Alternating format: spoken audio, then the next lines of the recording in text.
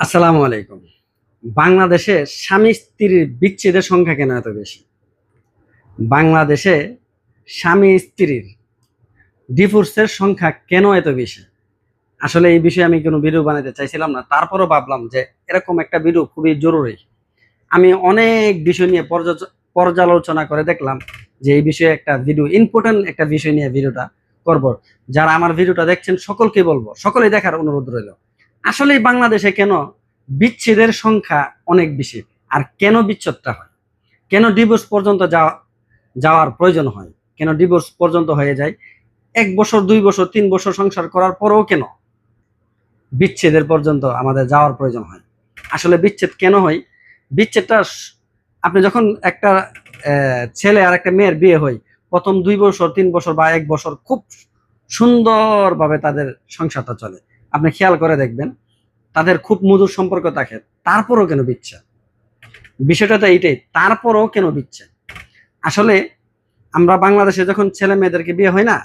তখন মেয়ের পক্ষ থেকে যখন ছেলেকে দেখার জন্য পাঠায়, তখন মামাকে পাঠায়, চাচাকে পাঠায়, খালুকে পাঠায়, বাবাকে পাঠায়, অথবা ছেলের মেয়ের ছেলে আত্মীয়গুলো যারা আছে তারা যায় ছেলেকে দেখার জন্য। আর তারা দেখে, মামা খালুরা দেখে কি জানেননি? ছেলে আসলে কর্মী কিনা, তার সঙ্গে যাবে কিনা এটা দেখে না, তার সাথে মানে মানানসই হবে কিনা এটা দেখে না, দেখে কি ছেলে কর্মিক কিনা। তো যখন ছেলে কর্মিক হয়, চামড়া কালো কোনো সমস্যা নেই, বিয়ে হয়ে যায়। তারপরে মেয়ে মেনে নেই, কালো হইলেও মেনে নেই, তাদের সংসার খুবই সুন্দর চলে। বিয়ের ২ দিন পরে যখন মেয়ে তার বাপের বাড়িতে স্বামী নিয়ে যায়, ওই সময় খালা বলে, আহা, আমার এই মেয়েটার জন্য এই ছেলেটা কোনোভাবে হয়েছে না। আমরা যদি আগে দেখতাম, ওই ছেলেটার সঙ্গে আমার মেয়েকে বিয়ে দিতাম না। এই কথাটা কিন্তু মেয়ের মাথায় ঢুকে গেছে। মানে মেয়ে শুনতে পেল কি, তার সঙ্গে এই ছেলের যায় না, মানে মানানসই হয় না। মাও বলে এই কথা, বোনেও বলে এই কথা। মানে বেশিরভাগ ক্ষেত্রে এরকম একটা ঘটনা ঘটে যায় ফ্যামিলির মধ্যে। তো মেয়ের ব্রেনে এই কথাটা ঢুকে যায়। তো সময়ে দেখা গেছে তারপরে মেয়ে মেনে নেই।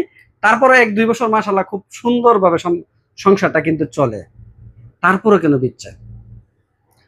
যখন দেখে কি স্বামী-স্ত্রীর সংসারটা খুব ভালো চলতেছে, চলার ক্ষেত্রে স্বামী-স্ত্রীর মধ্যে একটু বাজাবাজি হয়, একটু কথা নিয়ে কাটাকাটি হয়। হয়ে গেলে স্ত্রী রাগ করে কি বাপের বাড়িতে চলে যায়। তখন বোনের কাছে যখন বলে যে, "আমার স্বামী আমার সঙ্গে এই কাজটা করছে।" তখন বলে, "ও কি তোর যোগ্য? ওর তো কপাল ভালো, তোর মতন মেয়েকে ওর কাছে বিয়ে দিছে।" তারপরে ওই যে ১ম বিয়ের সময় যে কথাগুলো আসছিল যে, "ওর সঙ্গে আমার যায় না।" তার মাথার ভিতরে কিন্তু এটা চলে আসে। মাও বলে এই সেম কথা যে, "ওর ওর কপাল ভালো যে ওর কাছে তোর মতন মেয়েকে বিয়ে দিছি।" খালাও বলে, মামানিও বলে, মামাও বলে, সবাই এই ধরনের কথা। ছেলেরা আসলে এই ধরনের কথা পছন্দ করে না। আমার সঙ্গে যায় না। না গেলে আগে দেখে বিয়ে দাও।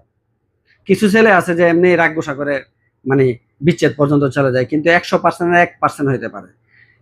এই যে মা, খালা, চাচাতো বোন, নিজের বোনগুলা এই যে কথাগুলা মেয়েটাকে বলে যে, "ওর সঙ্গে তোর যায় না, ওর কপাল ভালো, তোকে ওর কাছে বিয়ে দিছি।" ছোট্ট একটা বিষয় নিয়ে কিন্তু কথা হয়েছিল। এটা নিয়ে বাবার বাড়িতে চলে গেছিল। যাওয়ার পরে কিন্তু এখন এটা বড় আকারে চলে গেছে।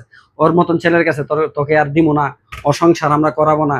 এই কথাটা যখন ছেলের কান পর্যন্ত চলে যায়, আরে আমার সাথে যায় না তাহলে সংসার করবে কিভাবে? দেখা গেছে কি এই ধরনের পরামর্শগুলা, এই ধরনের কথাগুলা বলে।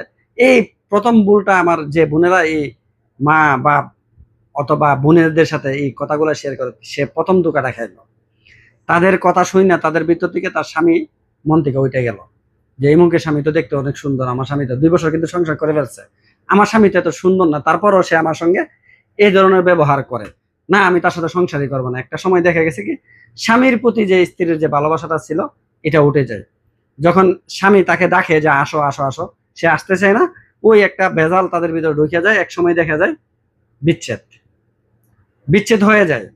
আর যে নারীর স্বামীর সঙ্গে ১ম সংসার বিচ্ছেদ হয়ে যায়, তার তার মতন কপাল পোড়া এই পৃথিবীতে কেউ নাই। আমি জানি না এমন কেউ আমার ভিডিওটা দেখবেন কিনা।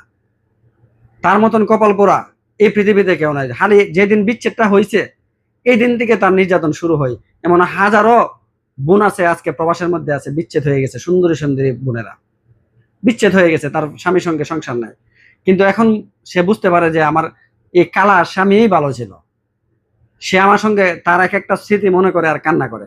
এখন তার কান্না করলে কোনো কাজ হবে না। ওই জন্যই সকলকেই বলবো যে ভাই, যে বোনেরাদেরকে বলবো যে যে কোনো বিচ্ছেদ করার আগে, বিচ্ছেদের ভিতরে আনার আগে আপনি বারবার চিন্তা করবেন যে এই স্বামী ছাড়া কিন্তু পৃথিবীতে আর কেউ নাই।